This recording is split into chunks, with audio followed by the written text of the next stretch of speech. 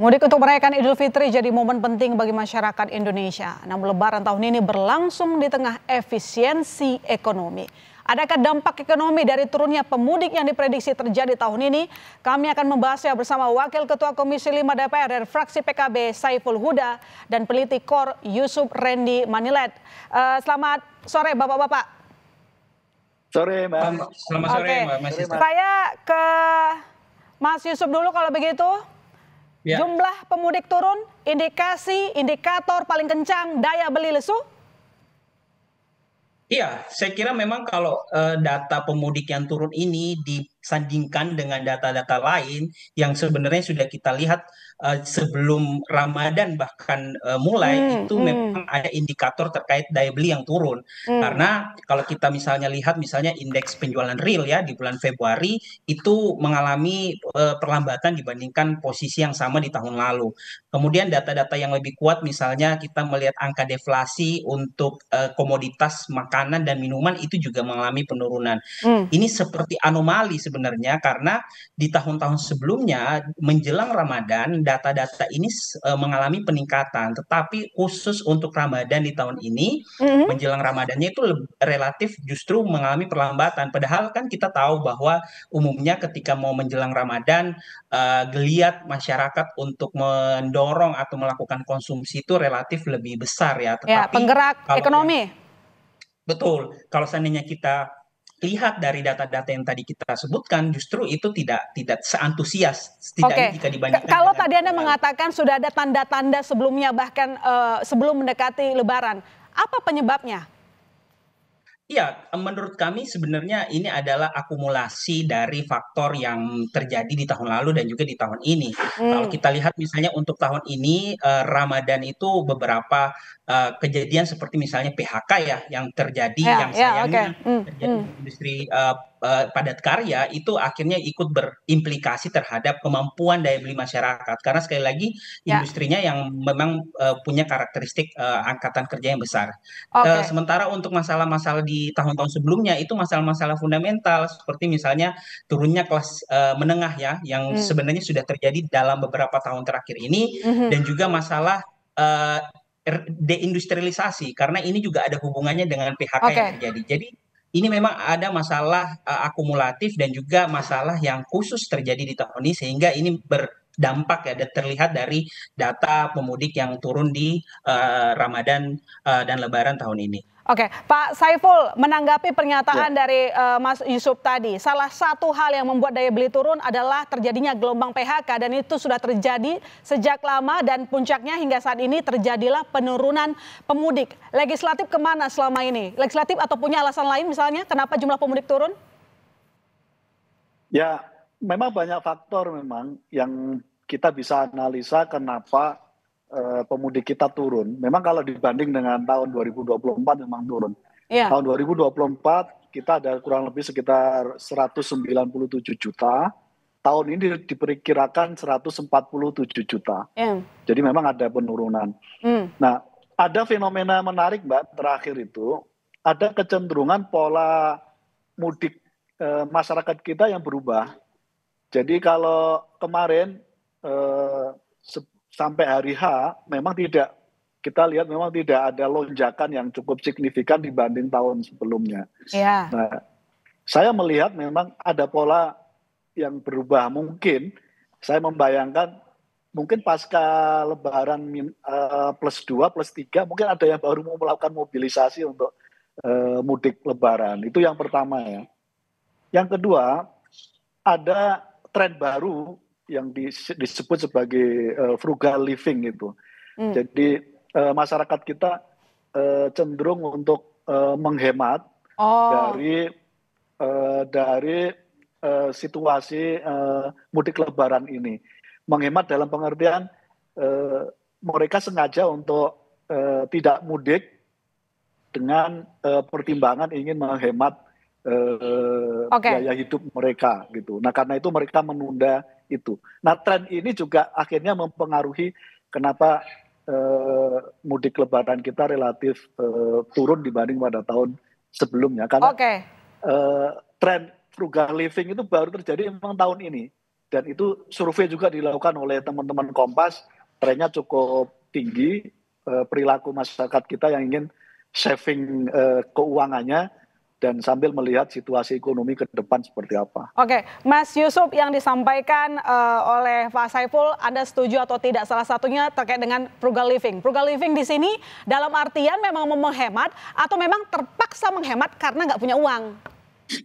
Iya, kalau kita bicara hemat kan memang ada hubungannya juga dengan menabung gitu ya. Dan kalau kita lihat salah satu motif dari orang menabung itu adalah precautionary saving. Artinya dia menabung untuk motif berjaga-jaga, melihat kondisi saat ini dan juga risiko ke depan. Nah, kalau saya coba melihat apa yang disampaikan oleh Pak Saiful sebelumnya, bahwa di Februari sekali lagi memang ada kecenderungan masyarakat belum terlalu optimis terkait kondisi ekonomi dalam beberapa bulan ke depan. Ini saya kutip datanya dari indeks kepercayaan konsumen yang dikeluarkan oleh BI. Artinya masyarakat merasakan kondisi saat ini dan juga mempengaruhi persepsi mereka terhadap kondisi 6 bulan ke depan gitu. Dan yang punya prediksi buruk itu kelas menengah kah? Iya, saya kira memang kalau kita bicara kelompok kelas menengah dan juga kelompok calon kelas menengah yang jumlahnya sekitar 50% terhadap total konsumsi, itu juga merupakan beberapa kelompok yang melakukan ya precautionary saving ini. Jadi memang frugal living ini ada beberapa yang dia punya tujuan finansial ya, mungkin ada tujuan yang ingin dicapai dengan cara melakukan saving, tapi ada yang juga dilandasi karena kondisi atau risiko yang dibaca dalam beberapa bulan ke depan, sehingga mereka melakukan frugal living dan akhirnya itu ikut memberikan dampak terhadap mudik. Dan jangan lupakan juga bahwa indikator ekonomi kita kan konsumsi rumah tangga. Jadi ketika konsumennya melakukan frugal living, saving, itu pasti akan memberikan efek terhadap konsumsi agregat secara keseluruhan. Oke, Pak Saiful, yang tertekan adalah kelas menengah, di mana kelas menengah penyumbang kontribusi pertumbuhan ekonomi. Tapi tadi kami mendengar bahwa dari Menteri Muhaimin mengatakan sudah ada stimulus. Tapi tampaknya stimulus yang diberikan bukan untuk kelas menengah. Anda setuju dengan stimulus itu atau perlu ada bantuan untuk kelas menengah? Ya, pemerintah sedang menyiapkan, setahu saya, skema untuk supaya kelas menengah kita juga mendapatkan insentif lebih banyak lagi. Kapan dan apa itu? Kita belum tahu persis apakah itu insentif untuk pajak pendapatan mereka diturunkan, atau yang kedua menguatkan atau memberikan stimulus bantuan dari startup yang sedang mereka bangun, dan beberapa kebijakan lain yang sifatnya menyentuh kelas menengah. Jadi apa yang sedang dilakukan pemerintah menyangkut soal stimulus di level bawah memang cukup dirasakan oleh masyarakat kita, karena itu relatif tingkat konsumsi daya beli masyarakat walaupun turun sebenarnya relatif bisa terjaga dengan baik. Nah, karena itu kita bisa lihat bagaimana tingkat konsumsi menjelang Ramadan dan sampai hari ini pas hari H Lebaran, kita lihat situasinya masih terkendali dengan baik, tingkat konsumsi dan daya beli masyarakat juga masih terjaga dengan baik. Dan tinggal kelas menengah, saya kira saya setuju ke depan perlu ada skema yang langsung direct menyentuh kelas menengah kita yang trennya mereka sedang mengalami penurunan dari daya beli mereka, dan ini perlu ada sentuhan dari peran pemerintah. Oke, Mas Yusuf, katanya untuk daya beli ini masih terkendali, itu satu. Yang kedua, jika tidak ada obat yang tepat, salah obat begitu untuk memperbaiki ekonomi, kemana laju perekonomian? Kuartal 1, nasib buruk atau tidak? Iya, kalau kita bicara tumbuh atau tidak, tentu kuartal pertama konsumsi akan tetap tumbuh. Tetapi pertanyaannya adalah apakah dia akan tumbuh di level optimalnya atau tidak. Nah, kalau kita bicara kondisi yang kita jelaskan dalam diskusi sore hari ini, memang kita harus sampaikan bahwa pertumbuhan konsumsi rumah tangga bisa saja hanya akan berada di kisaran 4,9 hingga 5%, terutama di kuartal pertama.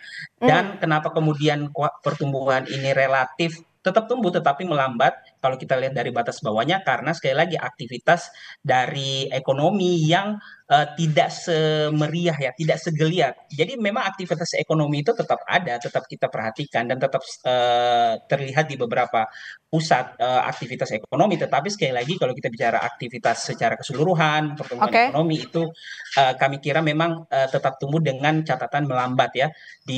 Tumbuh tapi melambat artinya lebih rendah kalau kita komparisasi dengan tahun sebelumnya di bulan Ramadan. Iya, berapa? Maksimal dia akan relatif sama ya di kisaran 4,95% untuk pertumbuhan konsumsi rumah tangganya. Baik, Pak Saiful, kira-kira dari legislatif apa nasihat atau mungkin saran kepada regulator untuk memperbaiki kondisi ekonomi? Karena lagi dan lagi Pak, kita harus tegaskan bahwa yang namanya Lebaran selalu jadi motor ekonomi. Jadi bagaimana memperbaiki kondisi ekonomi supaya tidak jatuh hanya karena turunnya daya beli? Ya, kita berharap masyarakat yang sudah mudik untuk membelanjakan uangnya sebanyak-banyaknya di kampung. Dan tentu ini pasti akan mendorong ya, pasti akan mendorong tingkat konsumsi rumah tangga kita, itu yang pertama ya.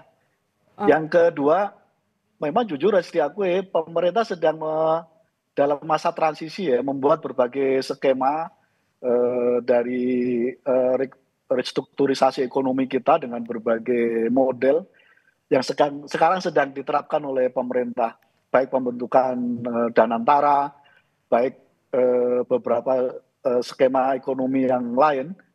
Jadi tentu kalau ada kontraksi wajar dan terlebih-lebih dipicu oleh suasana ekonomi global yang memang tidak cukup menguntungkan.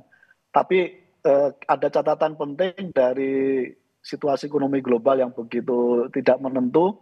Sekali lagi Indonesia termasuk yang cukup terjaga situasi kegiatan ekonominya. Baik. Dan ini transisi, semoga dari masa transisi nggak lama. Baik. Skema yang dibikin oleh pemerintah akan menciptakan pertumbuhan yang lebih baik ke depan. Ya, kalau kondisi global tidak terjaga, harusnya kita bisa menjaga kondisi domestik setidaknya. Terima kasih Pak Saiful, terima kasih Mas Yusuf telah bergabung di Kompas Petang. Selamat sore, selamat Hari Raya Idul Fitri.